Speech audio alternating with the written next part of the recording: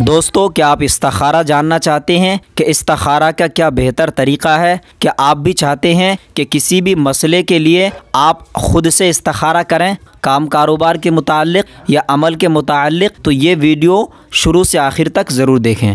آسان وظیفہ چینل کے ناظرین، السلام علیکم ورحمۃ اللہ وبرکاتہ۔ نحمدہ ونصلی ونسلم علی رسولہ الکریم، اما بعد، الصلاۃ والسلام علیک یا رسول اللہ وعلی آلک وصحابک یا شفیعنا یوم الجزاء۔ میرے پیارے ناظرین، آسان وظیفہ چینل میں آپ کا بہت بہت خوش آمدید کہتے ہیں۔ میں عمر فاروق اظہری، اور آج آپ کی خدمت میں استخارہ کا بہت ہی شاندار اور مجرب طریقہ لے کر آیا ہوں۔ دوستو، ہر انسان چاہتا ہے کہ ہم خود سے کوئی بھی کام شروع کرنے سے پہلے استخارہ ضرور کریں۔ اللہ کے رسول کی حدیث ہے کہ کوئی بھی دنیاوی کام کریں تو سوچ سمجھ کر کریں، یعنی آپ استخارہ کریں، اگر اشارہ ملتا ہے اس کام کے لیے تو اس کام کو انجام دیں، ورنہ آپ اس سے رک جائیں۔ تو دوستو، میں آپ کے لیے بہت ہی لاجواب استخارہ لے کر آیا ہوں۔ یہ بزرگان دین کا طریقہ ہے، اس کے لیے ضروری ہے، آپ اسکرین پہ دیکھ سکتے ہیں، یہ نقش آپ کو لکھنے ہیں۔ آپ جب بھی استخارہ کرنا چاہتے ہیں یا کسی چیز کو معلوم کرنا چاہتے ہیں تو اس کے لیے ضروری ہے کہ سب سے پہلے آپ یہ نقش تیار کریں۔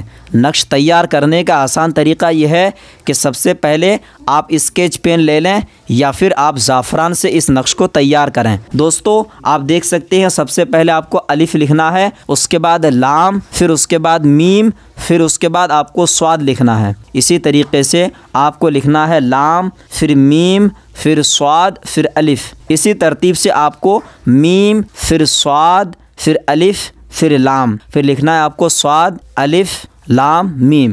نقش آپ نے جب تیار کر لیا، اس نقش کو اپنے پاس رکھ لیں۔ جب آپ کو استخارہ کرنا ہو تو اس سے پہلے اسی رات میں عشاء کی نماز کے بعد 2 رکعت نفل نماز پڑھیں۔ دوستو، نفل نماز کا طریقہ یہ ہے کہ پہلی رکعت میں سورہ فاتحہ کے بعد والشمس وضحاہا، سورہ شمس جو کہ 30ویں پارے میں ہے، یہ 7 مرتبہ پڑھیں۔ دوسری رکعت میں سورہ فاتحہ کے بعد سورہ لیل جو کہ 30ویں پارے میں ہے، 7 مرتبہ پڑھیں۔ میرے پیارے ناظرین، جب آپ نے نماز کو مکمل کر لیا، کرنے کے بعد آپ اسی جگہ میں اللہ کی بارگاہ میں دعا کریں کہ مولا تعالیٰ اس نماز کی برکت سے اور اس نقش کی برکت سے جو بھی آپ کا مقصد ہو، اپنا مقصد کا خیال کر کے آپ اس نقش کو، جو نقش آپ نے لکھا ہے، جس بستر میں آپ سوئیں اس کے تکیے کے نیچے یہ نقش رکھ دیں اور مقصد کا خیال دل میں رکھ کر سو جائیں۔